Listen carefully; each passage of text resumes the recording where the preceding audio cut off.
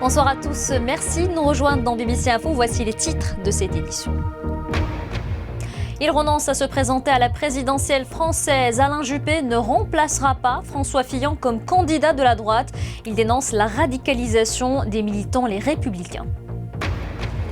Exode massif de dizaines de milliers de civils de la ville irakienne de Mossoul, alors que les combats s'intensifient entre forces gouvernementales et combattants de l'EI. Au Ghana, des cuisinières à bois pour un air moins pollué dans les villages. C'est un reportage à suivre dans ce journal. C'est officiel, Alain Juppé renonce à se présenter à la présidentielle française. Le candidat malheureux de la primaire de la droite l'a annoncé lui-même lors d'une conférence de presse à Bordeaux. Il n'a pas manqué de dénoncer l'attitude de François Fillon. Il a, selon lui, conduit la droite dans une impasse. Olivier Weber nous en dit plus. Il ne sera pas le plan B. Alain Juppé a renoncé une fois pour toutes à remplacer François Fillon à l'élection présidentielle, dénonçant l'obstination de ce dernier. Comme l'a montré la manifestation d'hier au Trocadéro, le noyau des militants et sympathisants LR s'est radicalisé. François Fillon n'a cessé d'affirmer sa détermination et hier soir encore son obstination. Je ne suis donc pas en mesure aujourd'hui de réaliser le nécessaire rassemblement autour d'un projet fédérateur et c'est pourquoi je confirme, une bonne fois pour toutes, que je ne serai pas candidat à la présidence de la République. Quant à nous, la droite et le centre, quel gâchis. Impasse, gâchis, Alain Juppé a eu des mots très durs pour François Fillon, empêtré dans une affaire d'emploi fictif. Mais celui-ci s'accroche coûte que coûte et a rassemblé près de 50 000 partisans dimanche à Paris pour le soutenir. Parce que ce choix est le vôtre, celui de vos suffrages, à travers eux de vos espérances.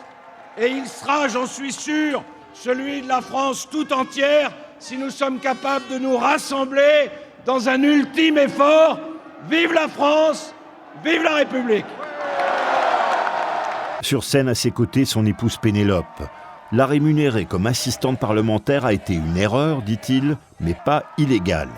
Quand je vois tous ceux qui se découragent, qui quittent le navire, alors que justement on a besoin de quelqu'un comme lui, qui a une ténacité, une volonté, et puis une force, une énergie qu'on ne trouve pas chez les autres.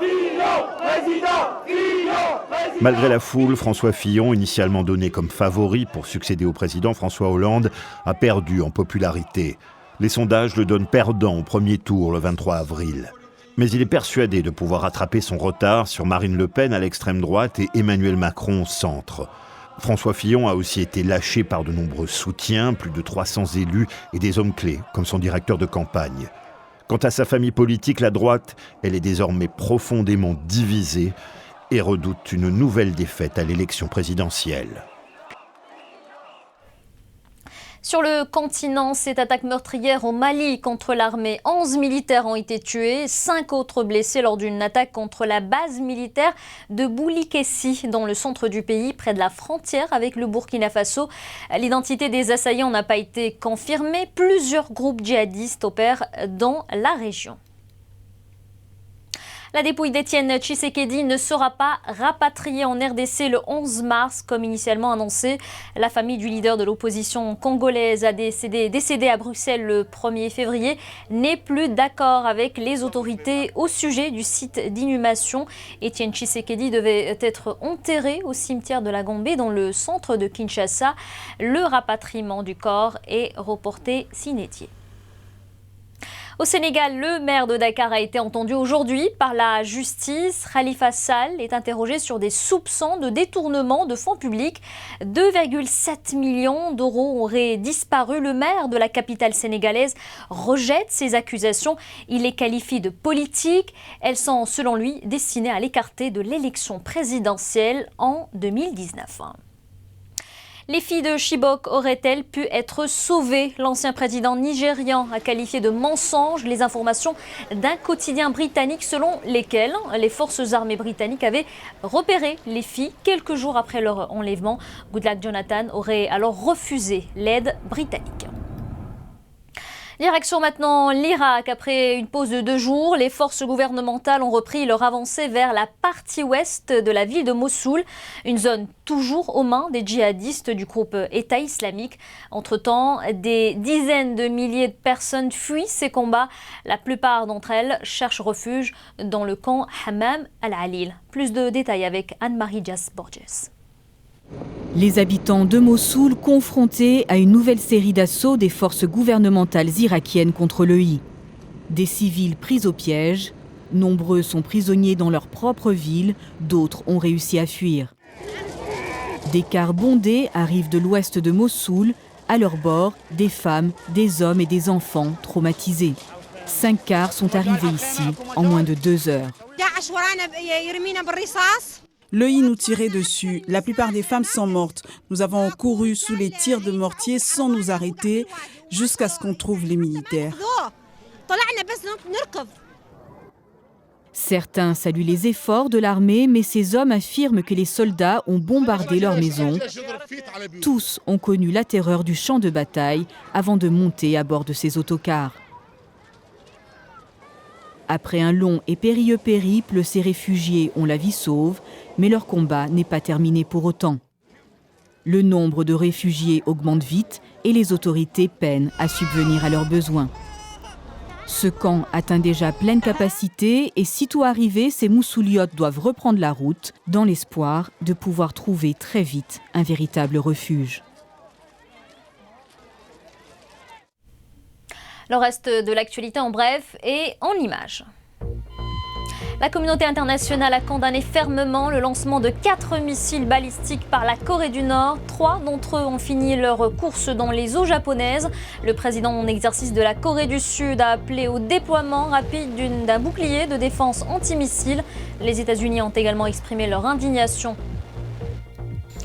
Le FBI rejette les accusations du président américain Donald Trump contre son prédécesseur Barack Obama.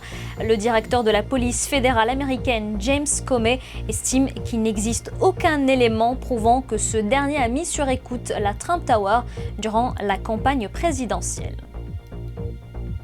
Peugeot PSA achète Opel et Vauxhall à General Motors, une transaction de 1,4 milliard de dollars. Le groupe américain cesse donc toute activité sur le continent. Cette cession permet au constructeur français de devenir le 2e plus gros groupe automobile européen derrière Volkswagen.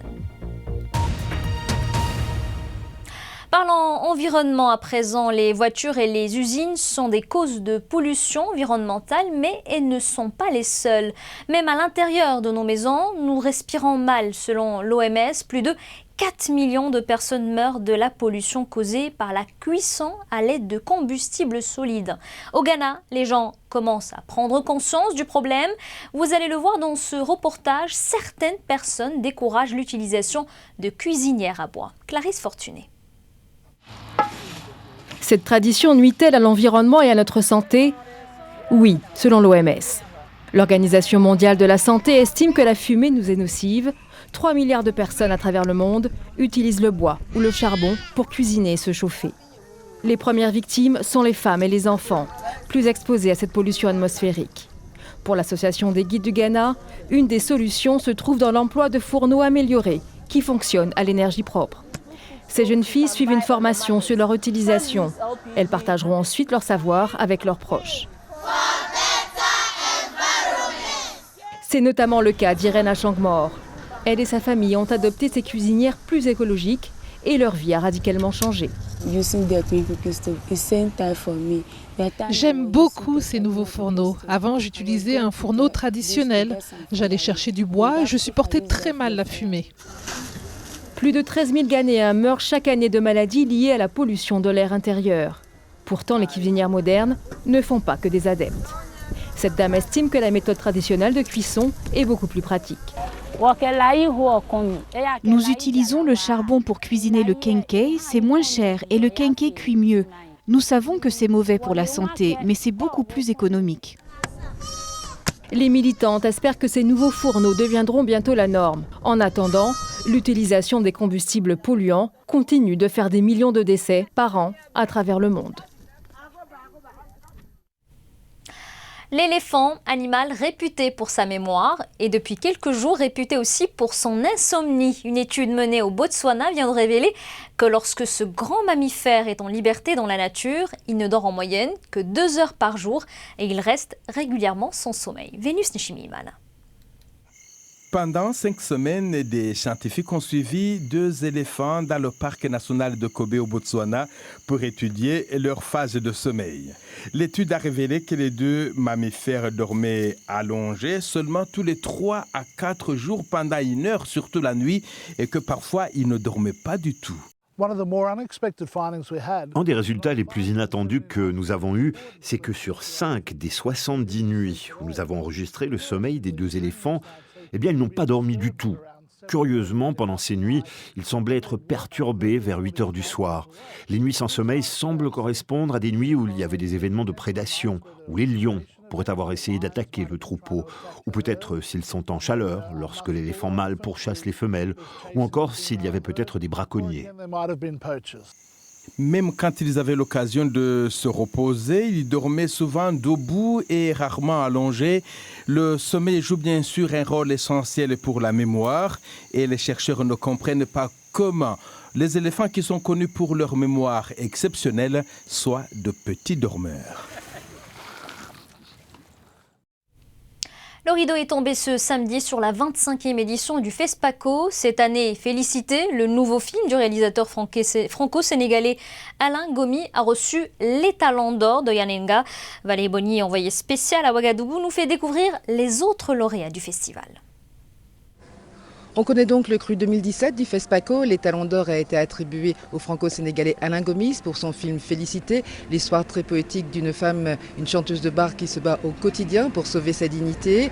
Les Talents d'Argent lui a été attribué au béninois Sylvestre Moussou pour son film Orage sur l'Afrique, une espèce de satire très rigolote sur un président qui décide de nationaliser toutes les richesses de son pays et qui se heurte bien sûr aux intérêts occidentaux.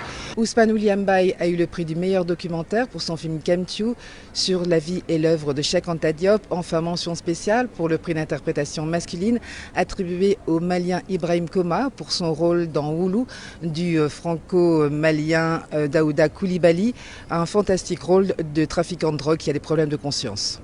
Le FESPACO 2017 est terminé, place maintenant au FESPACO 2019.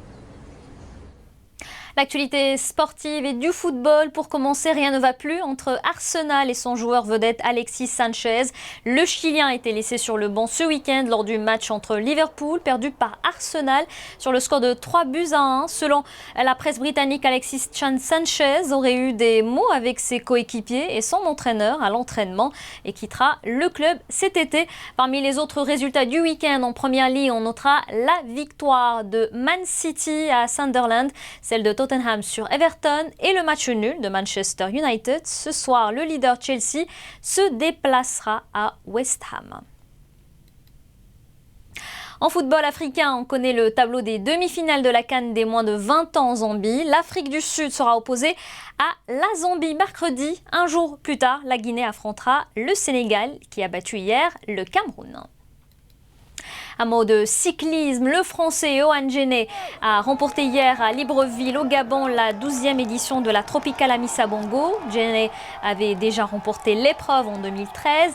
L'Érythréen Okuba Mariam termine 2e. La Tropicale a aussi été marquée par le boycott de l'épreuve par les cyclistes gabonais pour exiger le paiement de leurs primes. Furieux, le gouvernement a radié à vie ces cyclistes des équipes nationales. Et avant de refermer ce journal, ces images qui nous viennent tout droit de Sao Paulo. Un chien qui court après une balle de tennis, rien de plus normal, sauf que ça se passe à l'Open du Brésil. Les ramasseurs de balles sont remplacés par des chiens le temps d'un match. Les organisateurs du tournoi souhaitaient tout simplement apporter un coup de projecteur sur l'adoption de chiens abandonnés au Brésil et que les ramasseurs traditionnels se rassurent donc. Voilà, donc c'est la fin de ce journal. Merci de l'avoir suivi. Je vous dis à très bientôt.